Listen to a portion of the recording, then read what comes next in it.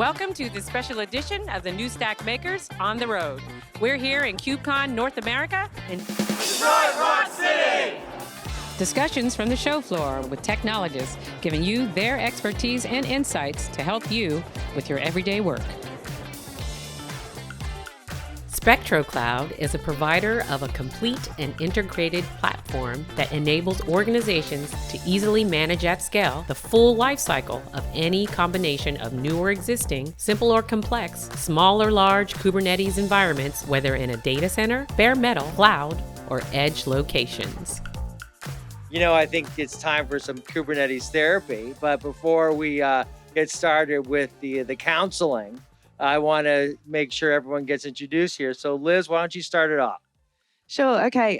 Hi, everyone. My name is Liz Rice, Chief Open Source Officer at Isolalent, which is the company that originally created the Cilium networking project. You may know me from my former role on the TOC, which I no longer do, but I guess I'm still involved in the CNCF one way or another. Yeah, I'm Viktor from Upbound, company behind Crossplane. Good morning, everyone. My name is Saad Malik. I'm the CTO and co-founder for Spectro Cloud. Hi, everyone. My name is Aeris, and I am a community manager for Humanitec and the platform engineering community. Awesome. So I have a first question for the crowd. How do you pronounce kubectl? Is it kubectl? Kubectl? How about kubectl? Boo. How about kubectl? All right. Spaces? Tabs. Or tabs? Yeah, that's kind of old school, isn't it? That's like 2017. That's like talking about DevOps. Just kidding. Just kidding. I think the best answer on how you pronounce that word is kubectl. Kubectl? Wow. Yeah, we'll have to talk to a linguist after the show. Aeris, I want to ask you a question. You have been writing about platform engineering. Your stories on the New Stack have just been doing really well. Like, what have you learned about platform engineering in your work? Because a lot of this talk we want to talk about really here, but before I get to that, is this relationship that we believe needs a little work. It still does. That relationship between dev and ops, it needs a little work, and we want to talk it over. Back in May, we hosted this panel at KubeCon Valencia, and we talked about things about big clusters and small clusters, and what do people prefer, and why do they prefer those types of things.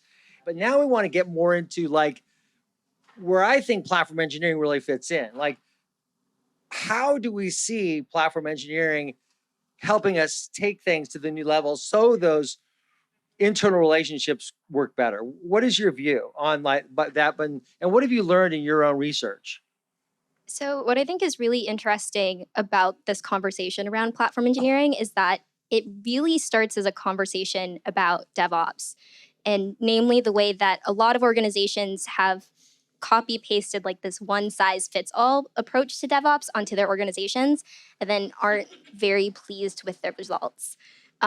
So one of the main problems that they're encountering is the cognitive load on their developers, which then in turn impacts operations, who has to assist in alleviating the cognitive load with developers. If you look at the tooling landscape, it is rapidly growing, not just in terms of the volume of tools, but also the complexity of the tools themselves.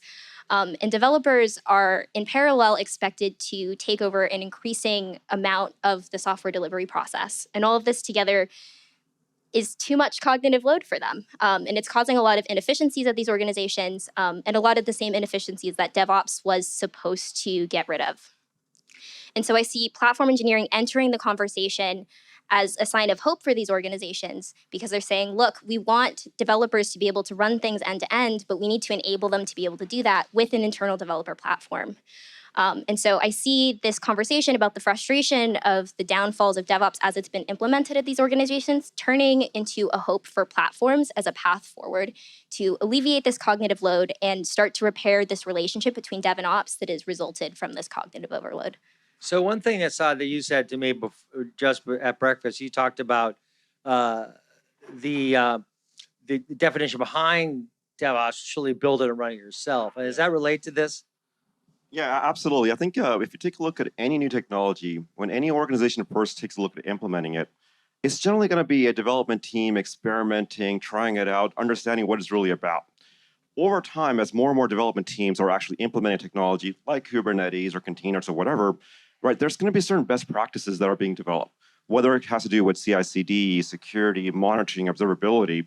And I think what happens at that point in time is you want to take all that collective knowledge that different development teams have and build policies around it. Initially, it's more about defining governance rules, as InfoSec specifies, this is what you're supposed to be doing.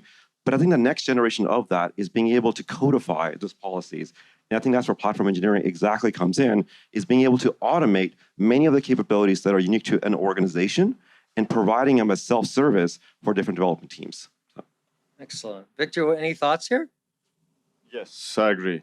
No, I mean, it's a bit complicated because we're obviously now entering this is the year when platform engineering is extremely hot and interesting, and we're all on board. But the fact is that every single company I know that is mid or big size has been building platforms for 20 years or 30 years, or whatever the age of that company is, right? So what I'm wondering more is kind of what does it make it different today, Yeah, right? what makes it different? Yeah. What Liz? is it? Yeah, what is it? What is it, Liz? I don't know the answer to that. But I do think it's interesting when you mentioned policy, and I think that kind of requirement for teams to understand something about security as part of this whole process is another element of complexity. Sure. And again, something that ideally gets abstracted away by having guardrails and policies that developers don't need to worry about. But in reality today, I think everybody's being told, you have to worry about security and you have to worry about vulnerability management and all that kind of thing. So from the crowd, how many people here are using platform engineering in their work? DevOps? Okay. Neither? So Okay. if you cannot ask 3 questions and only 50% answers in total, there's something wrong. Yeah, there's something wrong with there's something. Yeah, that'll be pose some problems with the analysis, I think. Are there any questions people have about platform engineering? Would you like to know more about it? Is there questions that you have about how you're using? Yeah, here we go. Yeah, it's a new term for me. How do you put platform engineering and DevOps? Okay, the question is, how do you put, it's a new term. How do you think about, how do you put platform engineering together? Like, what is their comparison, right? Yeah, go ahead, Victor. Yeah, I mean, I think it greatly depends on how you define DevOps and how you define platform engineering, right? From my perspective, DevOps is about you build it, you ship it, right? It's about making teams self-sufficient so they can have full control of their application, right? From the idea until it is running in production. Now, the problem is obviously those teams, 5, 6, 7 people, more than that is a football match. You cannot expect them to have 17 years of experience in Kubernetes and AWS and what's not, right? And that's where platforms come in. That's how other teams who have certain expertise provide services so that those DevOps people, developer and operators can actually do the work that they're supposed to work. Do just as operators today are using services from AWS to do their work, right? So what AWS to ops is to ops, to me, that's what internal developer platforms are to application developers, right? Saad? And I would just want to add that I think these internal development platforms is actually a product. The customer themselves is the actual internal development teams. So what happens now, you might have the capability you're providing to mostly development teams, and more development teams are looking for a new type of database. I want to support MongoDB, right? Initially, again, that operation of being able to support MongoDB is going to be done only by development teams themselves because nobody's asking for it. But as you have more and more teams within an organization that are leveraging it, that product aspect is, hey, that the actual IDP team will ask, hey, what are the services you want? If you're using MongoDB, why don't we provide an out-of-the-box service for organizations to use? And what do you get out of it? You get They're going to take care of your security. They're going to be doing backups. They're going to be retention policies. These are areas that, again, all these teams that are now leveraging databases don't have to think about because your platform engineering team is doing it. Aeris, I'm curious. Yeah, how do you help people understand it? I tend to stick with the shorter answer just because it sticks a little bit easier. I would say that DevOps, you build it, you run it, is the destination, and platform engineering is the approach that gets you there. It enables your developers to have that DevOps culture without being overwhelmed by the cognitive load of the setup. So Liz, what are some of the approaches that you see in getting there, or do you see a differentiation between DevOps and platform engineering, or is it still pretty muddled for you? Yeah, I would definitely say there's no clear distinction. Yeah. And also the definition of what a platform team is. Different organizations, some organizations that we talk to have a platform team. For some people, that is about the platform that's offered to developers. But I think in some organizations, it's a little bit more infrastructure related, and there's still a gap between that kind of, well, here you go, here's Kubernetes, what more did you want? We've wired it to the into the rest of the internet for you. Yeah. But there is that extra gap. We have a question. Great. Hey, how much do you think org charts have to do with platform engineering success and failure? Larger organizations typically have their internal IT org, then development orgs, and then security is typically thrown under some lawyer over here somewhere, right? And so you have these three people trying to figure that out. And then I guess the DevOps destination that you're hitting on, how is that impacted by that? Because build it and run it, you still have dev and ops, right? I think that the problem is if we start talking about ops as exclusive and security as exclusive in terms that there is no dev. I mean, I would like to correct your statement about DevOps, right? I think that equally applies to platform engineering teams or security, right? If you want to provide a service to somebody, if you want your work to be part of that platform, you need to be dev. There is no way around it, right? And I think that was a cause of a lot of problems we had in the past, right? Because if you're just security and you just give an Excel sheet and says, okay, there is 15,000 of vulnerabilities, go fix it, nobody's gonna fix it, right? Just as if you're just ops and you give a README saying, here's 5,000 commands, kind of like, go manage production, nothing is going to happen, right? So DevOps is really about being able to deliver a product from beginning to the end. And that product, among other things, can be internal developer platform, right? You still need to deliver it with the same skills. I mean, not exactly the same, but same areas like you're delivering your front-end application, right? That does make me think that, in a lot of organizations, platform engineering is just a fancy new way of saying ops. Yeah. Oh, yeah, or Jackie's administrator. Yeah. Exactly.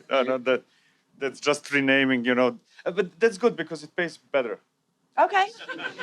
Yeah, if you're a Jenkins administrator, it doesn't pay as much as if you're a platform engineer or DevOps. If you put DevOps, you get 20%, I guarantee. We have one question here, and then we can come back to you. Thank you. Hi, so I've been around, I guess, platforms for a while, platform engineering. Maybe that's just the large customer neck of the woods I come from. But I see there's kind of some classic benefits of a platform where platform operators can take on certain toil, whether that's I'm upgrading Kubernetes for you, or I'm solving CVEs, or even I'm providing cloud native build packs. But you kind of, and then those are very helpful for, say, the 80% of teams. But then you get to those 20% who say, actually, I need this other version of Kubernetes, or I need this special piece that you aren't providing. And then the DevOps folks go and kind of provision that on themselves. But then you kind of end up with one foot on the dock and one foot on the boat, where you're trying to provide a platform and devoting resources to it. But at the same time, everybody's also doing their own thing. How do you kind of, how do you like, enforce is the wrong word, or is it? I mean, how do you get the right enough people on board the platform, but still kind of let the innovation happen? And maybe also the dock is moving at the same time. Because Okay, I can take this one and have Victor correct me maybe. So, I think if you think about Kubernetes, I think it's just one small component as part of the entire ecosystem, what has to be provided for production grade platform. Today, what I call a platform is an application platform. Kubernetes is just that container orchestrator, but what sits on top of it that you need to provide to development teams are things like your authentication, authorization. On top of that is going to be observability, CI/CD, and then maybe at the very top, it's going to be your developer experiences. Some organizations may not want to expose any capabilities or even completely hide Kubernetes behind the scenes. Everything is, you have a GitHub repository, here's your Golang code, it builds, it deploys it all by itself. I think the key here, at least from my perspective, is a organization will decide where they want to be able to provide that abstraction. Do I want to be able to provide Kubernetes and all of its capabilities to my development teams because they know deployments and pods and secrets and et cetera? Or do I want to completely hide that complexity away? When they think about where they want to be as a whole, they could think about, hey, when we provide our platform, we're going to be providing everything from security, from CI/CD, from GitHub, from repository management. This is what you will get if you use our IDP or platform itself. But I do find that there are going to be unique use cases. I am building a new blockchain technology. I'm running WASM. Your platform itself with Kubernetes does not support it. I think it's okay to give those development teams the ability to run their own platform as long as you tell them, these are the areas that you have to be responsible for. You're responsible for your own security, your own backup, your own retention, your capabilities. Have them sign a form that, hey, you are responsible for yourself doing all these operations, then it's okay. But if you don't, everything is, we will take care of it for you guys. Yeah, I would go even further. I would say that those application teams have to be responsible for the delivery of their application. You're providing a service to help them out, but you're not, by providing a service, you're not taking that responsibility on you. Yeah. Otherwise, then we're entering into the same game we've been for many, many years. Oh, I was about to do this, but I cannot do that because that team over there cannot do it. Are you saying that for me developers complain? Yes. Just as much as everybody else. That's fair.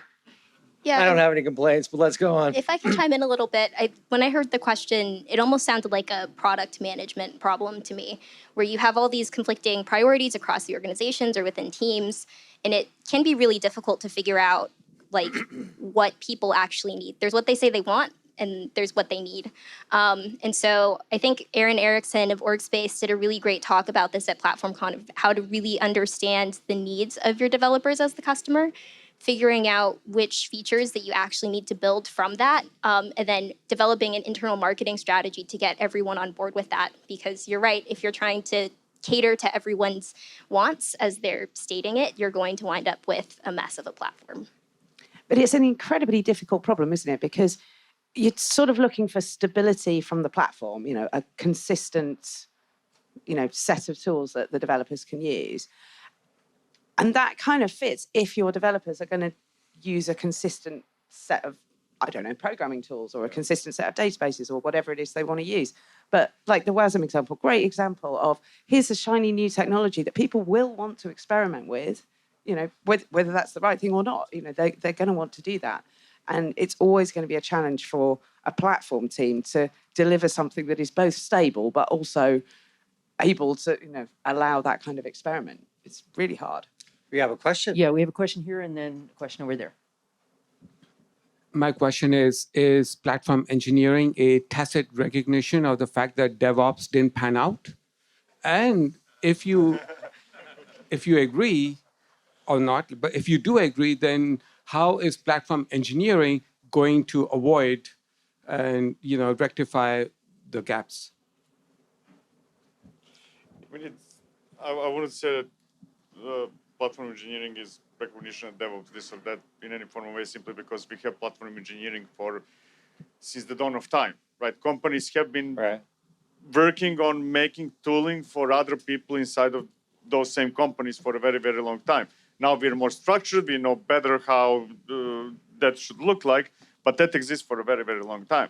What is relatively new is the same recognition that Agile had a while ago. that developers, application developers and testers and project managers need to work together with DevOps. We are just extending that scope and saying, yeah, but you forgot about those 5 people in the basement, right? Kind of like they're also part of the life cycle of your application. It just DevOps is about removing those walls, and it's not necessarily directly related with platform engineering. Platform engineering helps, right?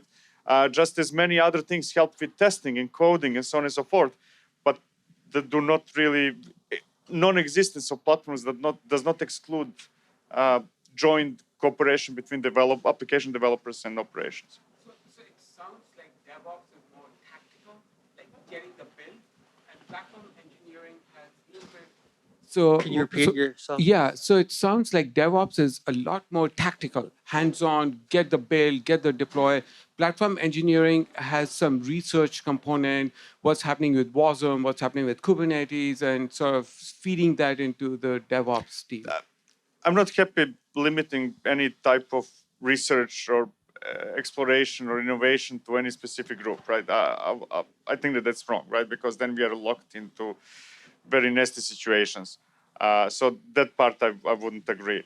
But I would rather characterize it as today, the way I see platform engineering is acknowledgement that actually you have users for what you're building instead of just living in a silo and mandating everybody.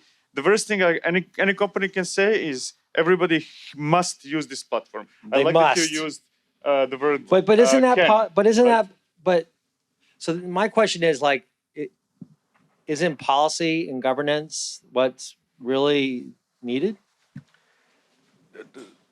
Policies are not needed. The results of the policies are. If I can accomplish the same level of security in some other way, I'm still accomplishing certain objectives. We need to talk about objectives, not about specific implementations of those objectives. Got a question? Yeah, we got a couple of questions here. So we've talked a lot about platforms and building platforms. My question is, can you just go out and buy the platform, or do you have to build it?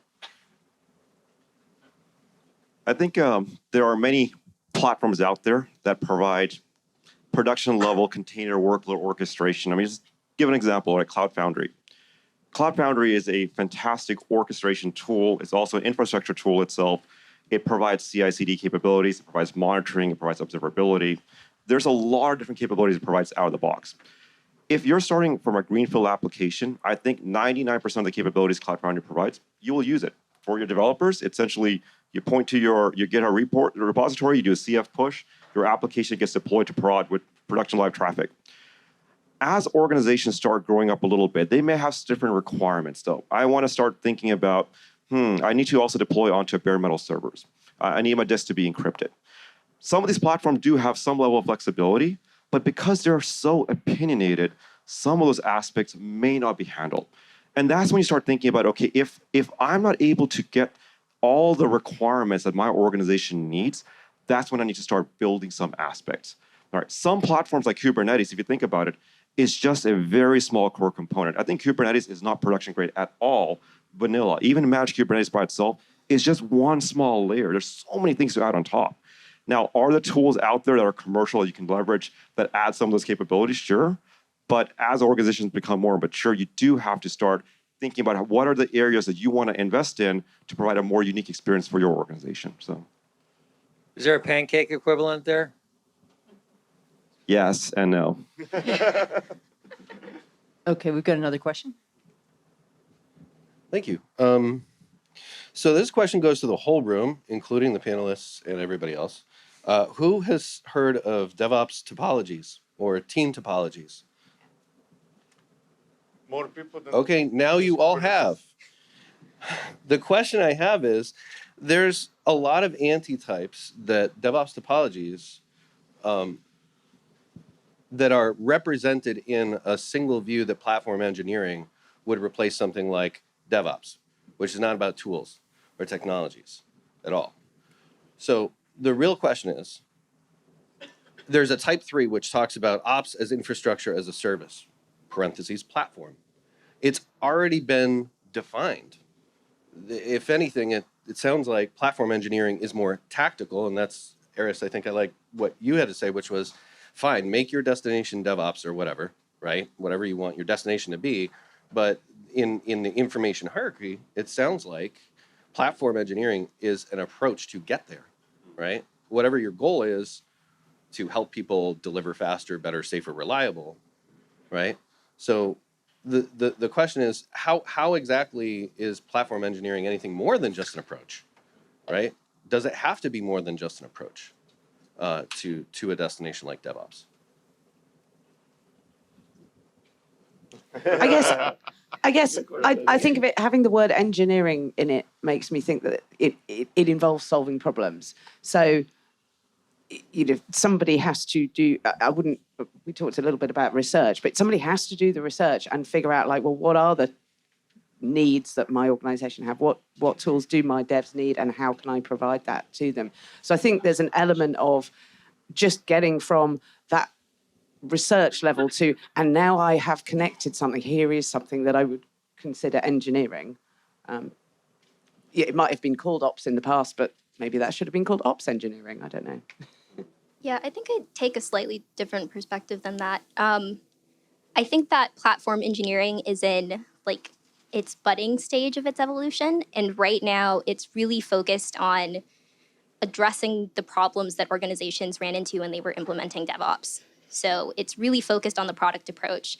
I think as we see the community come together more and get more best practices about how to develop the platform, you will see it become more than just a different approach to DevOps and become something more distinct.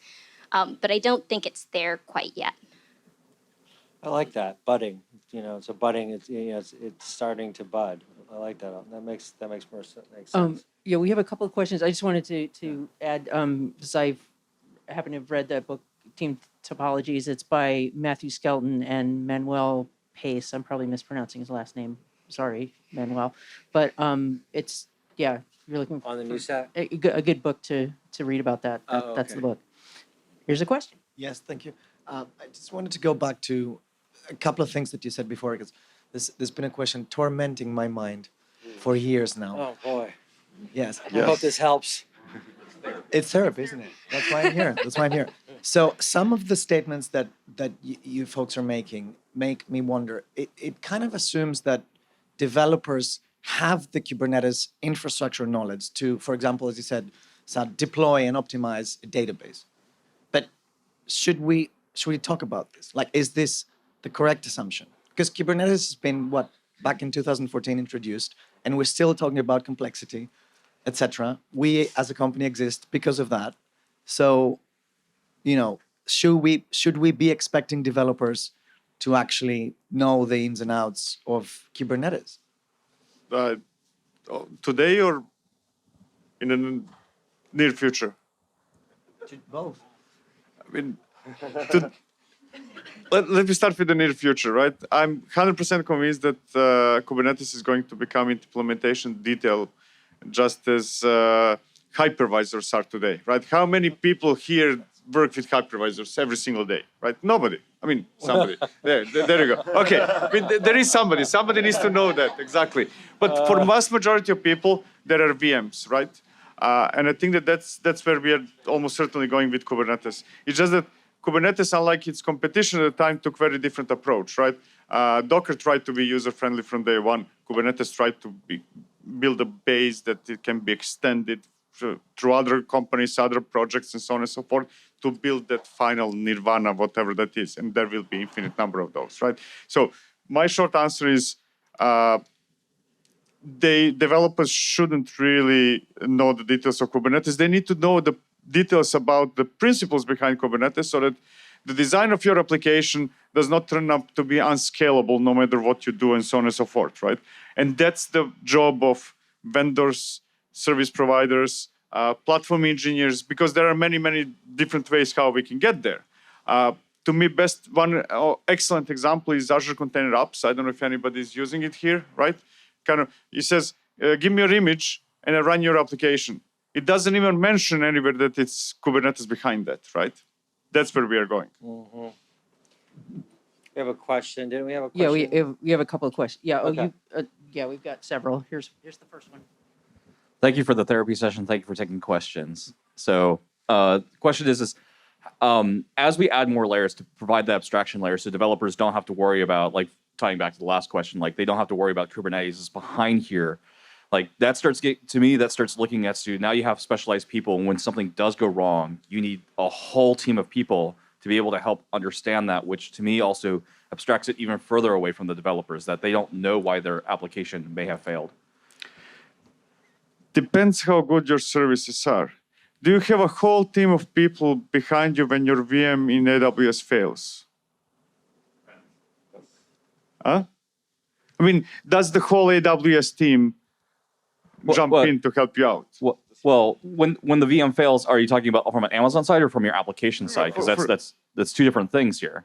From both, because when it fails from Amazon side, they don't really need to involve you. They're managing that. They're going to fix it, right? And when it fails from your side, they're giving you the tools and the means to figure it out yourself instead of involving the team, right? And that's a huge difference between using a service and just opening a Jira ticket for somebody and relying on that somebody forever and ever, right? Yeah. I think the hidden side to this is there is a cost for adding those abstractions and capabilities into the platform engineering. You wouldn't expect that a platform engineer team adds capabilities for every single component that a single developer wants. Hey, you want GraphDB, you want Mongo, you want this, you want backup. It's too much.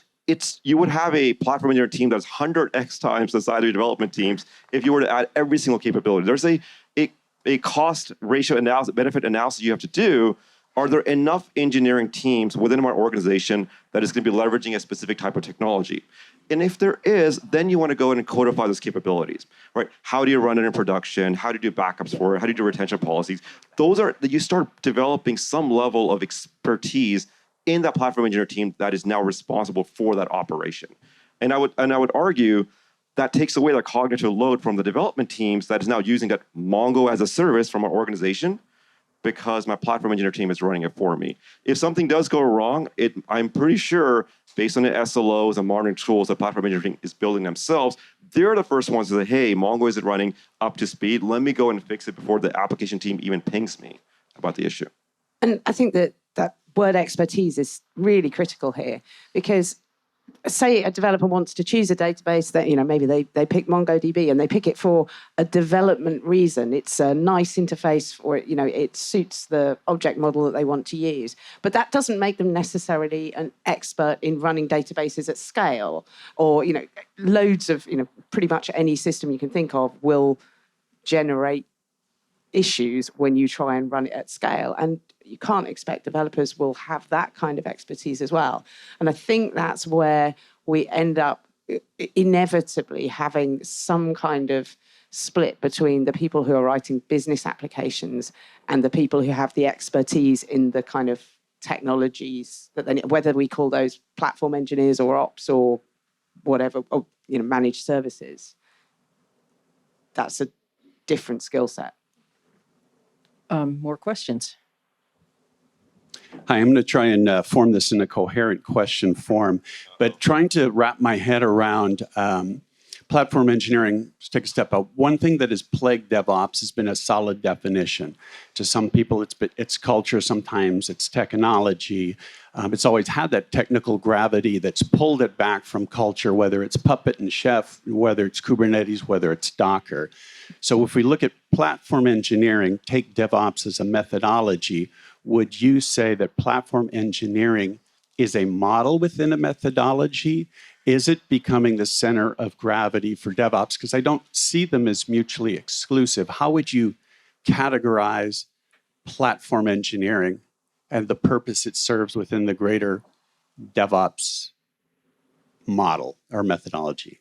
If that makes sense. I'm going to answer this in a very sort of vendor-y way. I think when we go into organizations, quite often the people we're talking to are either a platform team or maybe a network operations team. But more and more frequently, it's a platform team.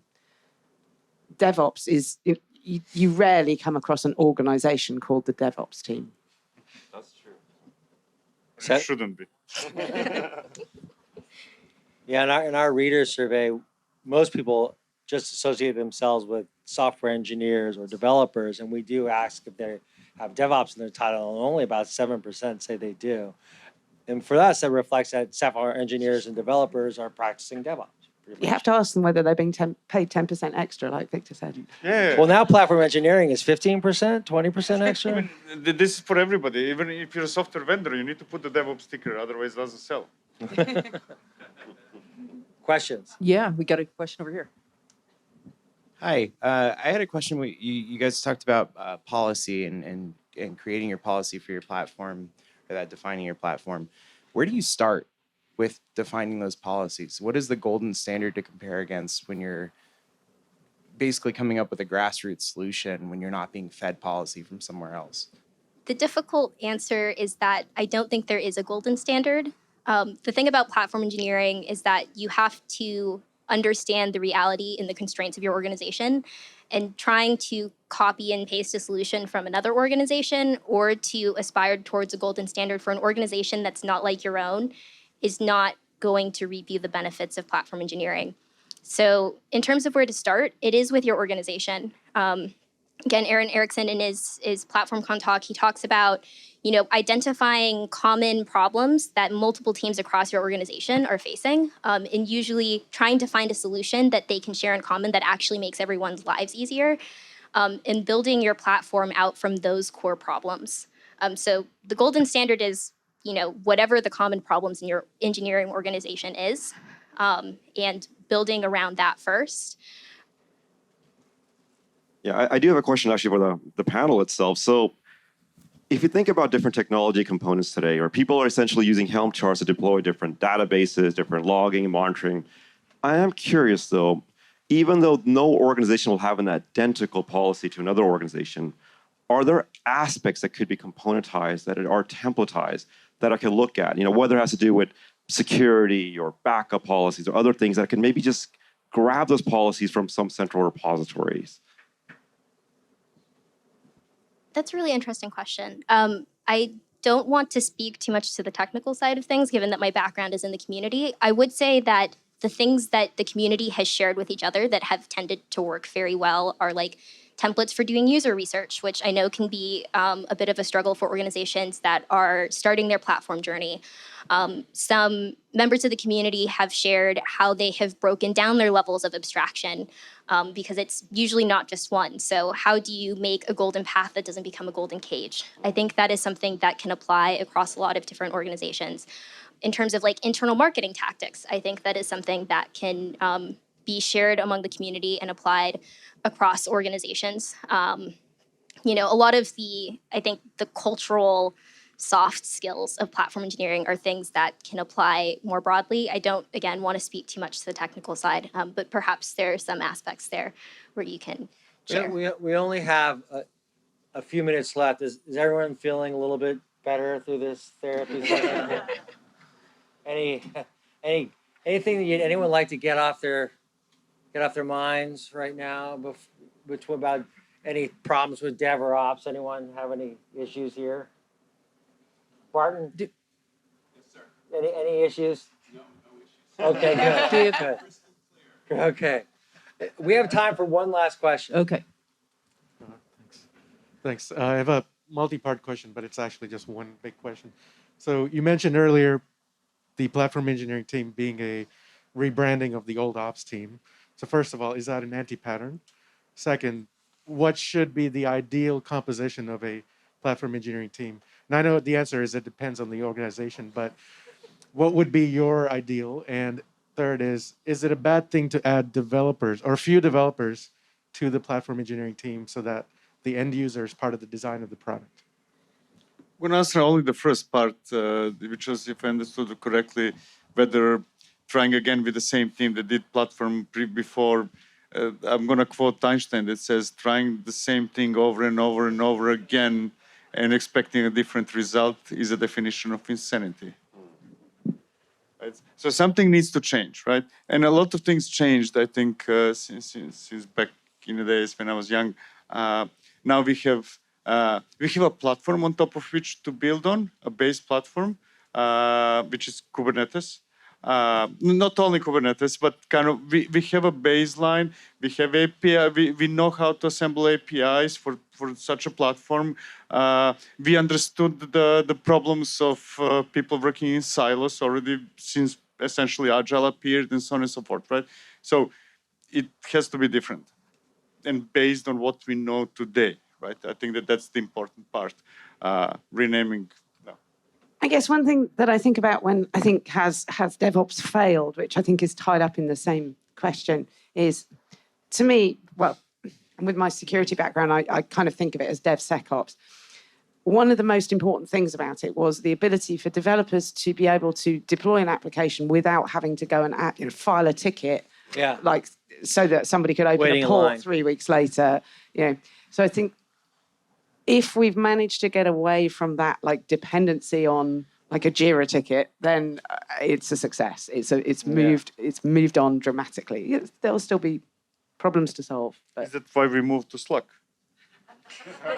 Okay. Well, good. Well, this has been so much fun. I want to thank you all for being here. Let's give each other a little round of applause. Great questions. I want to really thank Spectro Cloud. You've taken this therapy session to the next level.